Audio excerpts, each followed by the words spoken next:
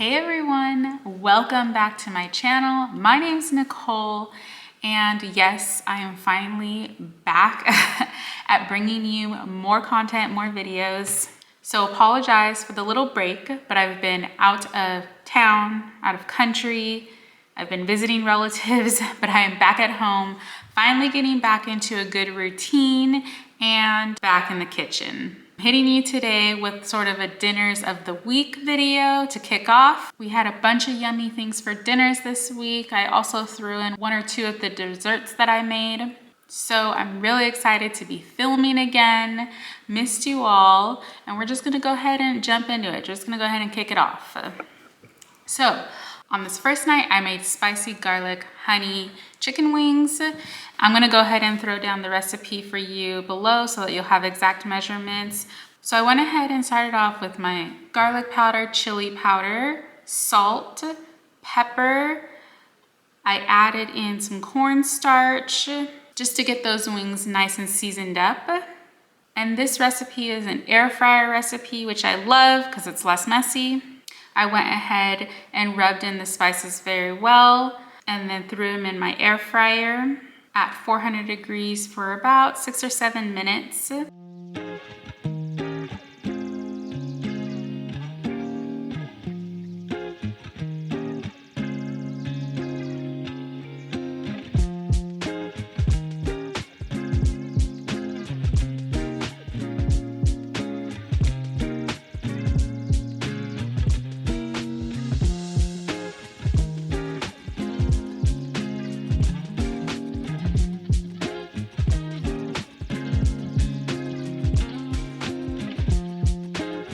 So while that was working, I went ahead and got started on my first side for this dinner, which was jalapeno poppers. And for these, I didn't use a recipe. I kind of just winged it. I washed out my jalapenos and then I took out all of the seeds and all of the ribs so that there's not too much heat. And then went ahead and got started on my filling mixture. I added maybe about a third or fourth of a bar of Philadelphia cream cheese. I added some cheddar cheese in there, and then I added some ranch powder for some seasoning and gave that a good mix. I also noticed that the filling was pretty stiff, so I went ahead and added some Greek yogurt since I didn't have any sour cream on hand, and mixed some of that in as well. Then I just gave each of my halved jalapenos a good hefty tablespoonful so that I could get it started wrapping with my bacon. I cut each bacon in about a half a slice because this is thick cut bacon. So I wanted to make sure that it cooked all the way through while I threw them in the air fryer as well. And then I just went ahead and secured them each with a toothpick.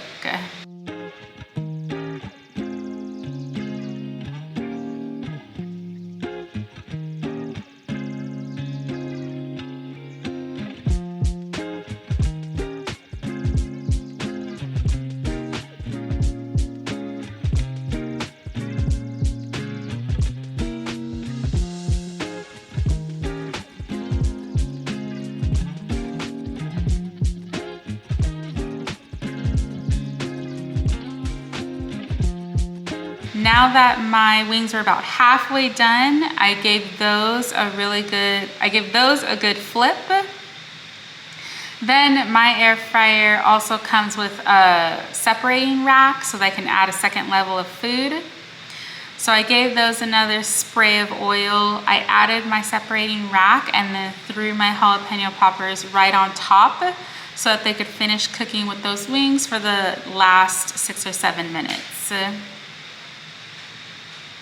Next, I got started on my chicken wing sauce with just some butter. I got the garlic in there to saute, added my honey and some lime juice. And I didn't have any sriracha on hand because of the sriracha shortage, but I do have gochujang, so that's what I substituted in for this recipe. I also threw in soy sauce for the seasoning sauce that it called for, some chili pepper flakes, chili powder, and then some salt to taste. Once this sauce reduced for a good couple minutes. It got nice and thick and sticky. I threw my really crispy chicken wings into the pan and started coating those all up with all of the filling and had them soak all up, and then just sprinkle them with a little bit of chopped up cilantro.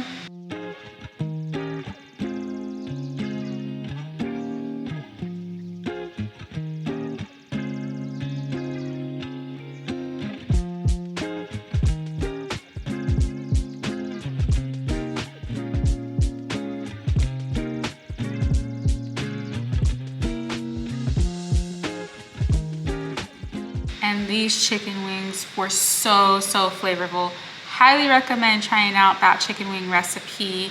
It's very like a sweet, spicy, and sticky sauce. Definitely you're gonna get your fingers a little messy, but so worth it. Very good. And for dessert this night, I also started it a little earlier in the day, so I'm gonna rewind you back, but I made a chocolate eclair pie, which is one of my family favorites. And I made a small batch because if you make small batches of desserts, you can make more desserts because they'll be eaten quicker.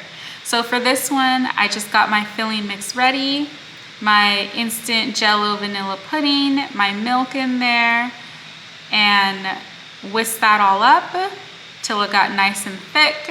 Then I went ahead and added in my Cool Whip. I have on hand the zero sugar one, which worked just fine, and mixed that in as well. Then I took one of my smaller Tupperware glasses, I think it's maybe a 5 by 5, added my layer of graham crackers at the bottom, added a layer on top of that mixture of the pudding filling, my second layer of graham crackers on the top, and then really tried to squeeze in that next layer of vanilla pudding there. The sides of my Tupperware were shorter than I thought they were gonna be when I made this up, but I was able to fit my last topper of graham cracker. And then for this night, I did not have time to make chocolate icing, so I just went ahead and grabbed one that I had in the pantry of already made chocolate icing. I threw it in the microwave for just a few seconds, maybe 10 or 12 seconds, to get it more spreadable consistency, and then went ahead and added that layer on top as well. I covered it with some press and go wrap and then stuck it in the fridge so that by the time we were done with dinner, this was already firmed up and was so good. Like I said, this is a family favorite of mine. Everybody loves it. Everyone loves when I make it. It's so easy too. On this next night, I decided to make meatloaf. And I did not go off of a recipe for the actual meatloaf. I did for the glaze. But for this one, I kind of just threw in what I had in my pantry. So I didn't have any breadcrumbs that day, but I did have a sleeve of Ritz crackers. And those Ritz crackers came clutch because I just went ahead and crumbled those in with my meat. So for my meat here, I'm using, again, what I had on hand, which is ground beef, and I also had ground pork. So I mixed those two together. I added in some fresh parsley that I chopped up, some dried thyme that I had, a little bit of Worcestershire sauce, and to sneak in some veggies in there, I added in some small chopped onions and bell peppers, just to see if my husband and my toddler would notice or eat them once they were already in the meatloaf. I added my eggs, some milk, and then a good bit of salt and pepper. Lastly, I had forgotten about the garlic first, so I went ahead and quickly chopped up a couple cloves just to throw in there as well. And then I gave everything a good mix. And then I felt that it was still kind of on the wet side, so I grabbed a few more, maybe a handful more of those Ritz crackers, crumbled them in, and then the texture felt much better.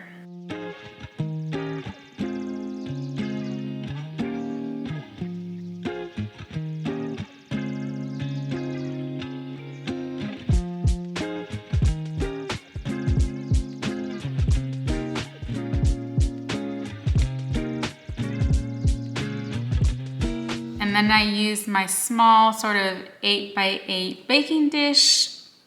Since this is not a very big meatloaf, it's about in total 1.5 pounds of meat, or actually maybe even a little under that. Then I threw that in the oven to get that going. Next, I wanted to get started prepping on my baked potatoes because I know those take a long time in the oven as well. So all I did for these, super simple, I add a bit of olive oil, I poke a lot of holes in my potatoes, add my salt and pepper, and then I put those directly in the oven right next to the meatloaf so that they can cook as well.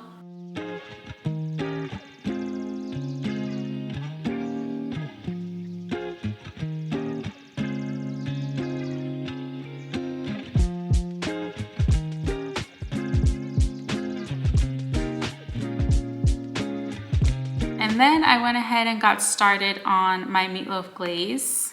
So this glaze recipe I got from Natasha's Kitchen, and all you need is ketchup, white vinegar, brown sugar, garlic powder, onion powder, and then some salt and pepper. Super easy. I'll leave the linked recipe below so that you have the measurements, but this is a really easy glaze and it tastes really good. So I went ahead and got that mixed up so that I can brush it onto my meatloaf in its last maybe 20 minutes of cooking.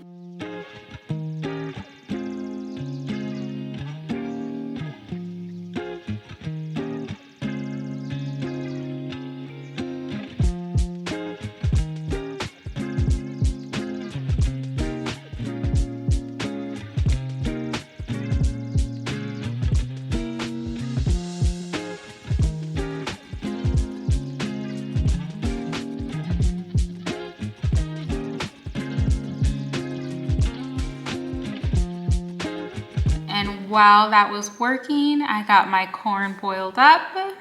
I just did a super simple side of boiled corn on the cob and then some garlic toast that I had in the freezer. And this dinner was so delicious. Even my husband said it was probably the best meatloaf he's ever had. And sometimes you win when you're not following a recipe. Sometimes you don't, but this one was really good.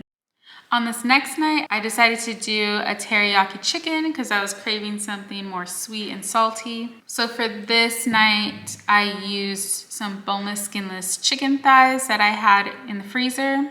I'll link this recipe below, but it was super simple, which is why I wanted to try it. I got a bit of olive oil in my pan and then started getting my chicken sauteing. And all I added to it was a little bit of salt and pepper just to get it started. And while that's frying on the pan, I got started on my teriyaki sauce.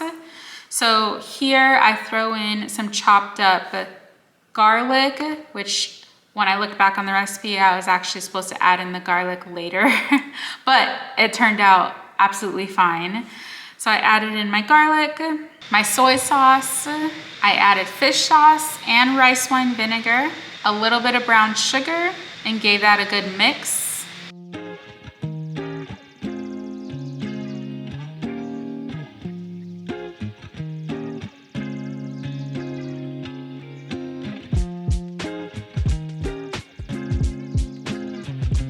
And now it was time to flip my chicken, and they got a great golden color on them. So once those were about 90% cooked through, I removed them from my pan so that I could get my sauce heated. And if you follow the recipe to a T, this is the part where you're supposed to add the garlic in the pan rather than in the sauce already, but it turned out fine. I let this heat on the pan for a good few minutes till it started to bubble more and start to thicken. So once it reduced down, I went ahead and added my chicken back into the pan so that it could cook for that last 10% in the sauce. And I kept cooking it and reducing it down, and that sauce just got thicker and thicker as that chicken finished, and it smelled so good.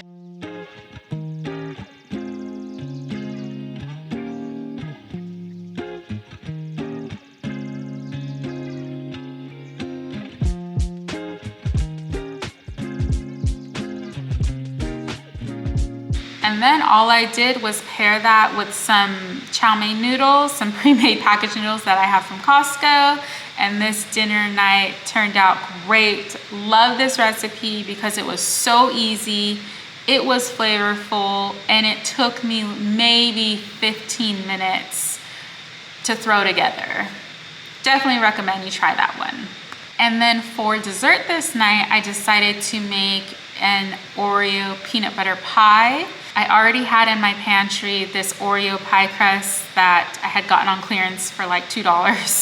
I went ahead and started my filling. I added my cream cheese, my peanut butter, and I think the recipe called for maple syrup, but I didn't have any maple syrup, so I went ahead and substituted regular sort of pancake syrup for that, hoping that it would turn out fine.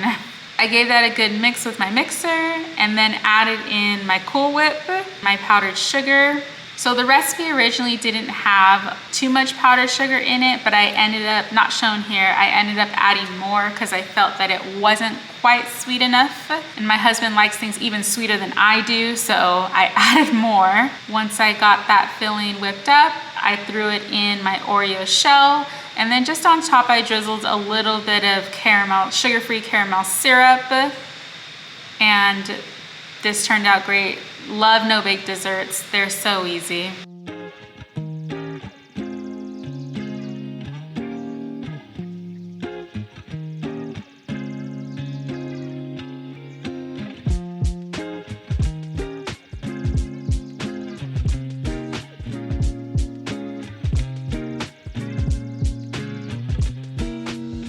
And on this next night, we decided Mama was not gonna cook. So just throwing this in here to show you that yes, I do cook a lot, but I do not cook every single night. We hit up this new restaurant in the Palms Casino. If you remember, I live here in Las Vegas and we always have a ton of restaurants to go to. There's always new ones coming out as well. This one's called La Popular in the Palms Casino. We got served our chips and salsa appetizer, which comes with your meal. Carnitas tacos. My husband got the steak fajitas. The food was delicious. The food was amazing.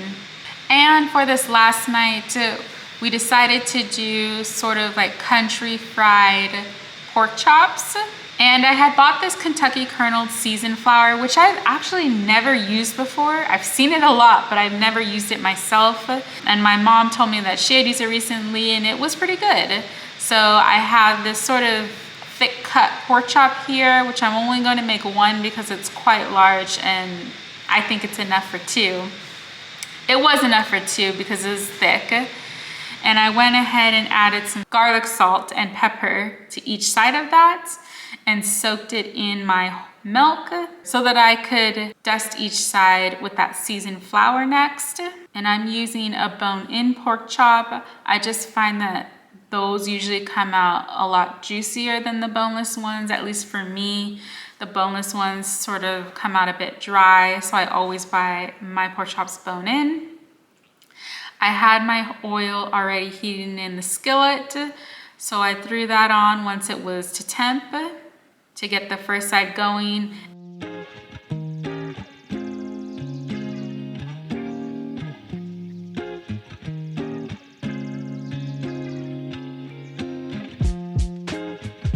And then super simple for sides this night. I just did a side of stovetop and got that started because it only takes like 5 minutes on the stove.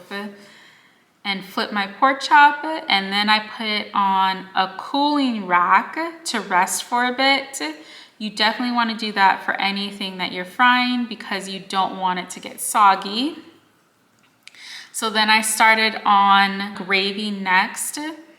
And I wanted to try using that seasoned flour for my gravy. So I took a lot of the oil out of the pan that was in there and then left maybe 4 tablespoons of that oil I left in the pan. I went ahead and started adding that Kentucky kernel seasoned flour into my oil and make sure that I'm whisking it as I go so that I can prevent lumps. I have whole milk on hand and just try to whisk the heck out of it.